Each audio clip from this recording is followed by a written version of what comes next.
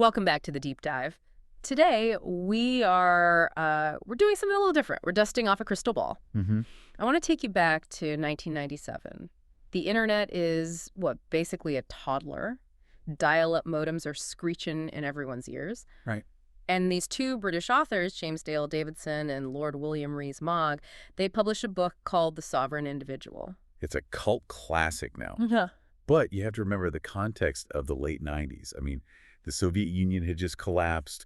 The Western economy was booming. Everyone thought the end of history had arrived. Exactly. The nation state was king of the hill, unquestioned. And then these two guys come along and say, actually, the nation state is about to die. Pretty much. And they were laughed out of the room. People called it libertarian fantasy or just, bad science fiction. Of course. The idea that the government would lose its monopoly on power seemed absurd. Especially when the government was the reason the internet even existed in the first place. But here we are. It's February 11th, 2026.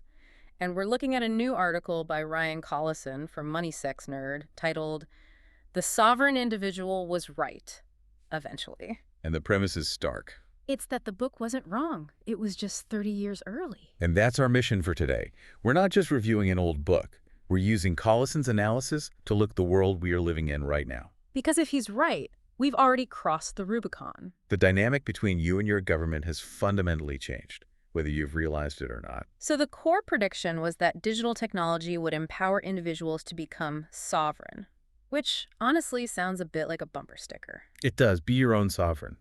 What does that actually mean? It means the entire power dynamic flips. For centuries, the relationship was, subject versus ruler. You were born somewhere, you followed the rules, you paid the taxes. But you had no choice. You had no choice.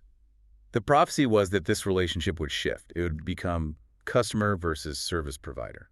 So I'm not a citizen, I'm a subscriber. In a way, yeah. And just like with Netflix, if you don't like the content, you just unsubscribe and go somewhere else. Okay, but before we get to the how, we have to understand the why. I mean, why did they think the nation state was doomed? Because looking around, the IRS still seems pretty powerful to me. It does. And Collison spends a lot of time on this. He calls it the physics of power. The physics of power. Okay, I like that. To me, this is the most fascinating part. It's not about politics. It's about physics. Think about the industrial age. What defined power in, say, 1950? Steel mills, car factories, Yeah. massive armies. Heavy things.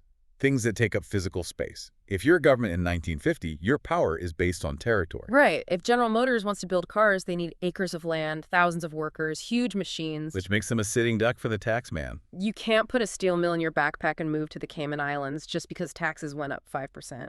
That's the key. Power scaled with territory. The state could extract high taxes because the assets and the people were captive. You were physically tethered to the ground.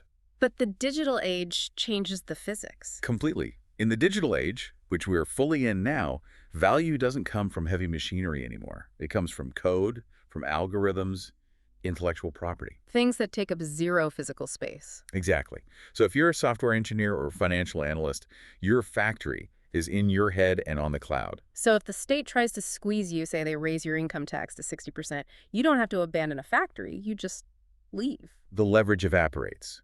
When the most valuable assets are mobile, the state loses its monopoly. It can no longer just say, pay up or else. Because the or else is just, okay, bye, I'm moving to Portugal. And this brings us back to that customer idea.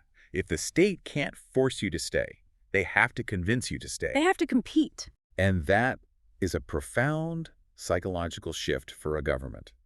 They're not used to competing, but now they have to look at their tax rate as a price tag for a product. We charge 40% of your income. What do you get for that? You get safety, good schools, clean streets. And if the answer is no, the customer walks. And the customer is walking. Collison points out this isn't some theory anymore. It's happening. Look at what he calls the marketplace of states we see today in 2026. The golden visa programs, right? They're everywhere. That's exactly it. They're products. Look at Dubai. They're effectively saying, come subscribe to our country. The price is 0% income tax. And the features are high safety, good weather, easy to do business. Or the Caribbean nations. Collison mentions you can literally just buy a passport. For what, $100,000 or $200,000? Yes, it's the ultimate commodification. Citizenship isn't a sacred blood oath, it's a transaction. You're buying an insurance policy against your home country going crazy. But here's my skepticism. People have been talking about digital nomads for a decade, but it always felt niche. You know, a 20-year-old graphic designer in a hostel in Thailand. It didn't feel like a systemic threat to the U.S. government. And that was a fair criticism back in 2020. It was. But Collison argues that something changed in the last 3 or 4 years that just poured gasoline on this fire. Artificial intelligence. The great accelerant. I really want to dig into this because I think a lot of people miss the connection. We talk about AI taking jobs. Right. The AI is going to write the script and I'll be unemployed. But Collison's argument is that AI actually makes the sovereign individual thesis possible for regular, highly skilled people, not just billionaires. It all comes down to leverage. Yeah. So let's paint a picture. Go back to, say, 2015. You have a great idea for a software business. Okay. To execute it, you need a team, a developer, a designer, a marketing person, customer support. That's a payroll. That's an office. You're tethered. You're tethered. You have overhead. But now, in 2026, look at what they call the one-person army model. The person who runs a $10 million company from a laptop. With 0 full-time employees.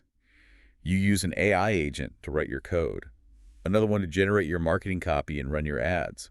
An AI voice agent handles customer support calls. So your whole team is just software. And software fits in your pocket. This is the crucial difference. The one-person army is incredibly productive, generating, high 6 or 7 figures, but they are entirely mobile. So Sarah the coder isn't just a backpacker anymore. She's a high-net-worth individual dragging a whole corporation's worth of GDP with her. Exactly. And if she decides that San Francisco is too expensive or too unsafe, she doesn't fire a team or break a lease. She closes her laptop, gets on a plane to Lisbon, and opens it again. Her productivity is the same, but her tax residency has completely changed. And that creates a massive problem for the state. If your most productive people, the ones who actually pay the bulk of the taxes, are the ones with the most mobility. The tax base just erodes. It creates a death spiral. Wow. The people you need to tax the most are the hardest to tax. So you have to raise taxes on the people who are left behind. Which just makes them want to leave too. Right. But surely the states aren't just sitting there watching their revenue fly away on a 747. I mean, the government isn't known for just letting things go. No, absolutely not. And this is where the article shifts tone a bit. We're moving from a phase of competition to a phase of coordination. The empire strikes back. You could say that. So what are these countermeasures? The one that frankly scared me the most was the exit tax. It's the logical response, right? If you can't keep people by offering them value, you keep them by building a wall. A financial wall. A financial wall. Oh. An exit tax is basically a breakup fee. The U.S. says, you want to renounce your citizenship? Fine. But we're going to pretend you sold everything you own, your stocks, your crypto, your house, and tax you on the gains right now. So you have to pay to leave. You have to buy your freedom. It's a way of locking capital inside the borders. And it's not just the U.S. anymore. Other countries are looking at this and thinking, hey, that's a good idea. And then there's the surveillance. The article talks about how there's no such thing as a secret bank account anymore. That era is over, gone. Through things like the Common Reporting Standard or the fact, banks all over the world basically act as informants for tax authorities. So if you open an account in Switzerland today, that bank sends a report to your home country's tax agency automatically. So the sovereign individual can move, but they can't hide. Exactly. Yeah. It's an arms race. The mobile individuals are using crypto in multiple jurisdictions to optimize their lives, and the states are building this huge digital dragnet to try and catch them. This brings us to the part of the article that really, really hit me. Because up until now, we're talking about Sarah the supercoder or billionaires. It sounds like a game for the elite, but Collison argues there's a trap forming for everyone else. This is the bifurcation, the split. We're used to thinking about class in terms of rich versus poor. But the source argues the real divide in 2026 is mobile versus immobile. Okay, let's define those. The mobile are the people with portable skills, portable assets. Who are the immobile? The people who must be physically present to earn a living. The surgeon, the plumber, the retail manager, the factory worker. You can't perform heart surgery over Zoom. Well, not yet, anyway. Not yet. So they have zero leverage. They cannot threaten to leave. And this leads to what Collison calls the middle-class trap. I read this section, and I got a sinking feeling in my stomach because I don't think he's talking about me. He's talking about a lot of us. Yeah. Let's look at the profile. Imagine a household earning, say, $250,000 a year. They're doing well. upper middle class. But they're the ones paying the bill. They're the primary tax mule. The ultra-rich have structured their wealth in trusts and offshore holdings. The poor don't really pay income tax, so the burden falls squarely on that high-income professional. But wait, if I'm making $250, I can afford a plane ticket. Why am I immobile? Because of the friction costs. This Yeah. is the tragic part. You could leave financially. Yeah. You have 2 kids in the local school system. Right. Your spouse has a good job at the local hospital. Your parents live 3 towns over, and they need help on the weekends. You own a house. So I am mobile in theory, but completely immobile in practice. Precisely. And the state knows this. They know you won't leave just because taxes go up another 3%. You're stuck. And as the sovereigns, the mobile elites, exit the system, the tax burden has to fall somewhere. It falls on you. So the future is the sovereigns hopping between tax havens and the subjects stuck footing the bill for a crumbling infrastructure. That is the dystopian version of the prediction, yes. A world where the most productive people secede from society, leaving everyone else to fight over the scraps. That is heavy. It really reframes the whole eat the rich narrative. You can try to eat them, but they're just going to move to a different restaurant. And you'll be left with the bill. So what do we do? Collison doesn't just leave us hanging there, does he? What's the advice? He breaks it down by which side of that divide you're on. If you are mobile, or if you think you could be, the advice is to exercise that muscle. Optionality. That's the word that kept coming up. Yes. Even if you love your home and you never want to leave, you should structure your life as if you might have to. Get a second passport if you can. Keep some assets in crypto or gold, things outside the traditional banking system. Learn skills that work anywhere. It's about having a backup plan. It's about shifting your mindset. Exactly. The moment you realize you can leave, you stop thinking like a captive subject. You start thinking like a free agent. Okay, but what about the immobile? What if you're that surgeon or that business owner with a physical shop? You can't just learn to code and move to Bali. The advice there is more political. If you can't vote with your feet, you have to vote with your ballot. And you have to be ruthless about it. You have to demand that the state provides actual value. If you're the customer who can't cancel the subscription, you better make damn sure the service doesn't suck. It's like a call for collective bargaining for the middle class. Essentially. The source argues the middle class needs to wake up and realize they're the ones being squeezed.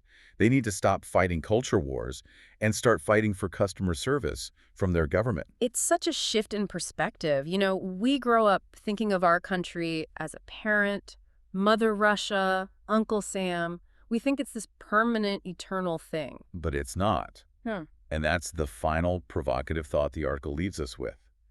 The nation-state is just a technology. A technology. Think about it. Feudalism was a technology for managing people in the Middle Ages. The empire was a technology.